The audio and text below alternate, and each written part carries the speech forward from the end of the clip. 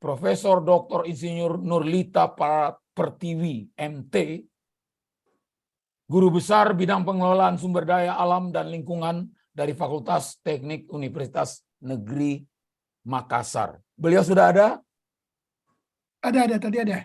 Mohon dengan hormat, Profesor Nurlita Pertiwi memberikan presentasinya, waktu dan tempat saya persilakan. Silakan, Prof. Terima kasih. Assalamualaikum warahmatullahi wabarakatuh. Waalaikumsalam warahmatullahi wabarakatuh. Ya, dan salam sehat untuk kita semua. Perkenalkan, saya Nurlita Pertiwi dari Universitas Negeri Makassar. Mungkin saya satu-satunya pembicara yang tidak berprofesi sebagai dokter pada malam ini. Tetapi saya pikir mungkin tidak ada salahnya saya memberikan beberapa pertimbangan-pertimbangan tentang rancangan undang-undang kesehatan yang dimarakkan oleh para dokter dan tenaga kesehatan di Indonesia. Iya, Prof, itu yang kita harapkan. Silakan, Prof. Kebetulan saya merupakan pengajar pada program studi S3 Pendidikan Kependudukan dan Lingkungan Hidup di Universitas Negeri Makassar. Jadi selama ini saya mengawal teman-teman dari berbagai profesi, baik berprofesi sebagai perawat, promosi kesehatan, ataupun kesehatan lingkungan, untuk melakukan edukasi-edukasi lingkungan, edukasi-edukasi kesehatan bagi masyarakat. Jadi ketika tadi Pak kawan saya, sahabat saya Dr. Iqbal mengajak saya untuk terlibat di sini, saya pikir tidak ada salahnya untuk saya memberikan sedikit pertimbangan dalam tentang RUU ini. Alhamdulillah. Mungkin sedikit melenceng dari pembicaraan-pembicaraan kita tadi, di mana kita tahu bahwa profesi dokter itu merupakan suatu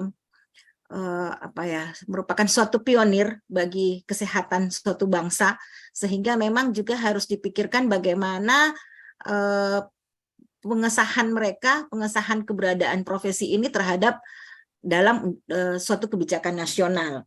Nah, jadi ketika saya membaca RUU Kesehatan, kita tahu memang ini merupakan suatu hal yang harus dilakukan. Rancangan Undang-Undang Kesehatan harus dilakukan, di mana dari berbagai fakta-fakta kejadian penyakit, kita tahu itu terjadi akibat perubahan iklim, mau tidak mau itu terjadi, dicegah ataupun diobati, tetap akan meningkat kejadiannya. Saya kira para bapak-bapak dokter-dokter paham dengan kejadian itu, bahwa pemanasan global telah menyebabkan terjadinya malaria misalnya, atau terjadinya penyakit-penyakit lain, dan kita sulit melakukan pencegahannya. Sehingga memang jumlah dokter itu harus diperbanyak, kemudian juga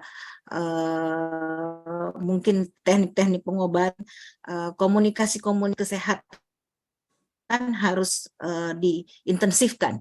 Tapi dalam berbagai diskusi dengan teman-teman tenaga kesehatan, ketika saya mengawal mahasiswa pendidikan lingkungan hidup, pendidikan kependudukan yang berprofesi sebagai perawat, tenaga kesehatan, ada satu muara permasalahan yang dominan, yaitu di mana bahwa kemampuan mengedukasi masyarakat tentang penanggulangan dan pencegahan penyakit itu yang belum ketemu. Di mana kita dengar tadi bahwa teman-teman dokter, para guru besar telah melihat bahwa profesi dokter itu, kemampuan profesi dokter Indonesia tidak diragukan lagi kemampuannya melakukan penanggulangan penyakit dan pencegahan.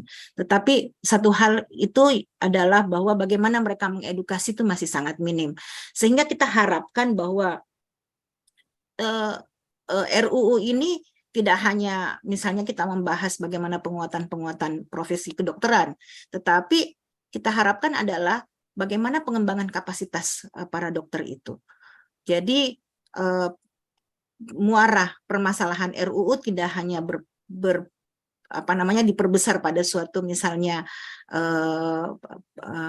organisasi kedokteran atau organisasi bidan atau nurse atau profesi lainnya yang bergerak di bidang kesehatan, tetapi yang utama adalah kita harapkan, kami dari orang luar ini mengharapkan bahwa kita perlu edukasi, kemampuan mengedukasi dari dokter. Nah, persoalannya adalah ketika RUU Kesehatan itu jadi misalnya para dokter-dokter asing masuk ke Indonesia, maka kesenjangan ini makin besar. Mungkin begitu ya, Bapak-bapak, Ibu-ibu, bahwa kesenjangan ini makin besar. Kita saja, orang dokter-dokter Indonesia saja, dokter misalnya orang Sunda mau mengedukasi teman-teman di masyarakat Sunda yang di pedesaan itu sulit, apalagi dokter asing yang masuk. Nah, itu akan memperbesar kesenjangan. Jadi mungkin kita harapkan teman-teman dokter yang melakukan perlawanan atau dukungan terhadap RUU ini mungkin perlu memikirkan hal ini, bahwa ada program-program edukasi yang harus dilakukan baik dari tingkat Dinas Kesehatan Provinsi, Dinas Kesehatan Kota, bahkan sampai level masyarakat, puskesmas. Yang kedua juga yang mungkin kita pikirkan adalah selama ini Dinas Kesehatan misalnya telah mengembangkan pemberdayaan masyarakat melalui pengembangan kader. Kita tahu kader-kader kesehatan itu banyak sekali kemampuan-kemampuan mereka banyak sekali disupport dengan kapasitas dokter di tingkat puskesmas. Dan jika liberalisasi kesehatan itu terjadi, kesenjangan itu makin besar. Maka akan memperbesar kesenjangan antara dokter dengan kader kesehatan. Kita tahu bahwa kader kesehatan yang menjadi corong, menjadi penyambung lidah antara dokter dengan masyarakat, mereka itu menjembatani komunikasi. Bagaimana mereka mau berkomunikasi dengan dokter-dokter asing?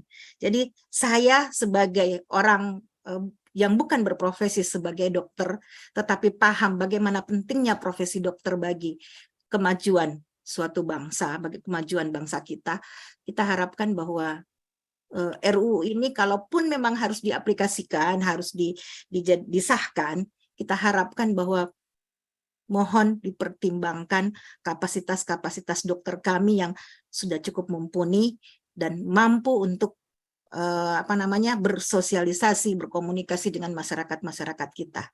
Saya kira itu adalah hal yang prinsipil, di mana saya sebagai pengamat sangat menghargai teman-teman dokter telah bekerja keras untuk menciptakan suatu kesehatan yang lebih baik untuk bangsa, tetapi tantangan-tantangan yang lebih besar pula harus dihadapi. Mudah-mudahan kita semua, para ilmuwan, para profesor, bisa memikirkan hal-hal yang lebih baik untuk kemajuan bangsa kita. Saya kira demikian. Mohon maaf kalau hal-hal yang saya sampaikan sangat terbatas, tetapi bagaimanapun yang kami inginkan adalah bagaimana kita mengedukasi masyarakat di tingkat paling bawah.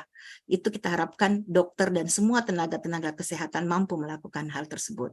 Terima kasih. Wabillahi taufiq wal hidayah. Assalamualaikum warahmatullahi wabarakatuh.